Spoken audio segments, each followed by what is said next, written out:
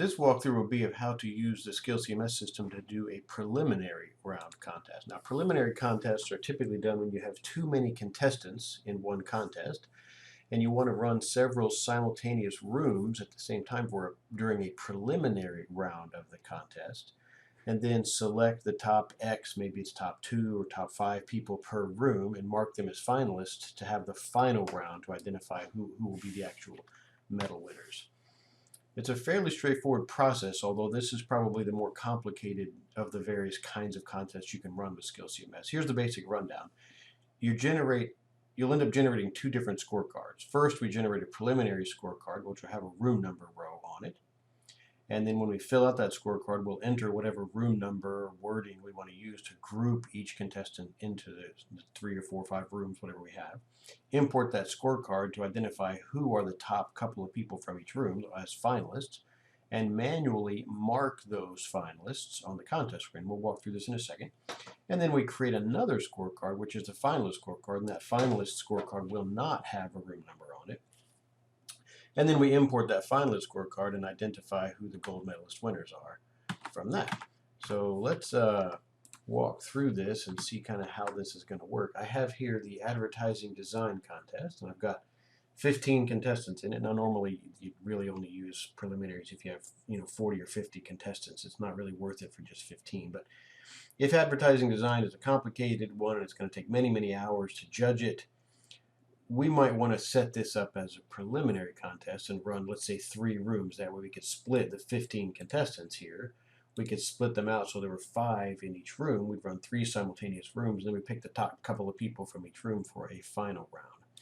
On the scoring tab, I want to set this as a preliminary round configuration by clicking the preliminary round button. It'll ask me if I'm sure.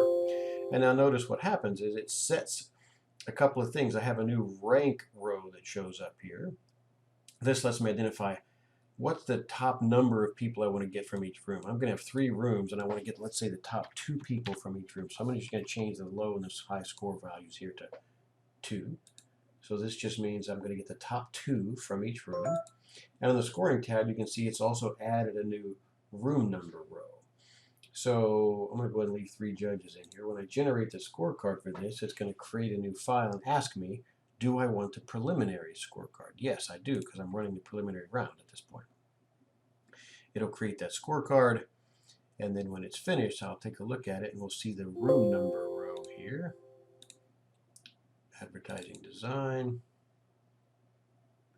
There we go. So now we can see I have 3 judges, and each judge has a room number row at the top. It's yellow, and this is where I break the students out into whatever room number I want. So this could be like room A. These 3 students are in room A. I've got 15 students, so I'm going to put 5 of them in each room. These first 5 are going to be in room A. And you can put whatever you want in here. These are going to be in the Lincoln room.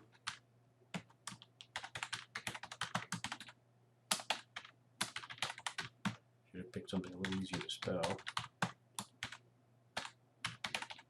And these others are going to be, you can have it be whatever it's B50, room B50. Whatever your room numbers are, it doesn't really matter.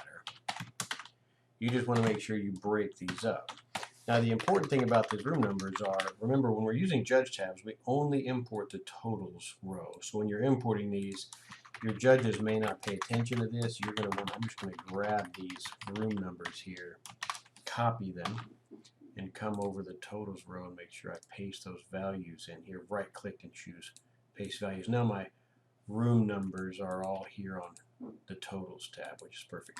So now I'm just going to stick in some numbers here. So the first student got 308. Whoop, that's too high. I'm at 205.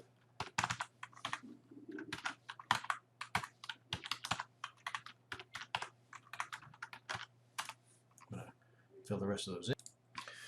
Okay, so I've filled in all the judges here. I've got a couple of different judge tabs, and I've put in the scores, and so on the totals page, it averages them out. I can see who my gold, silver, and bronze medalists are going to be.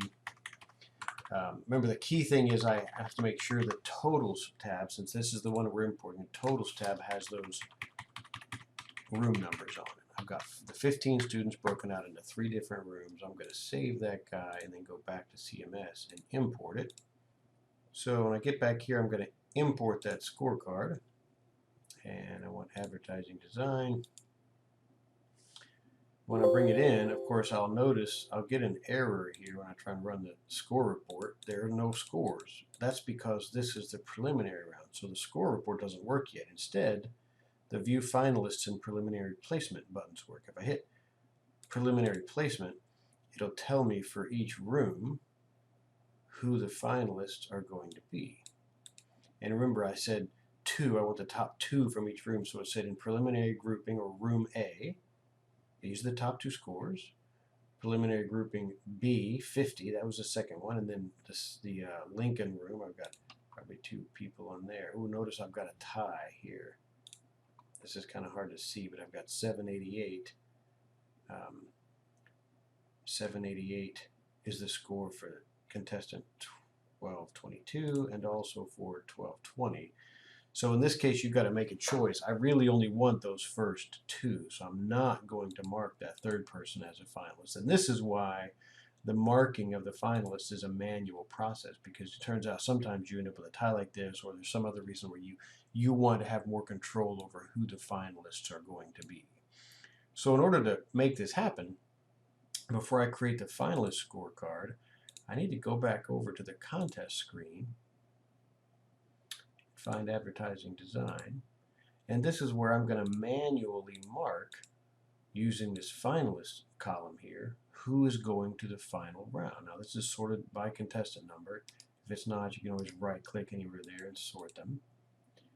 And I can see here I want from room A 1128 and 1218. So I'm just going to find that dude here, 1128, turn it on, and 1218, turn that one on. Also 1340 and 1287. And then from Lincoln, I want 1222 and I want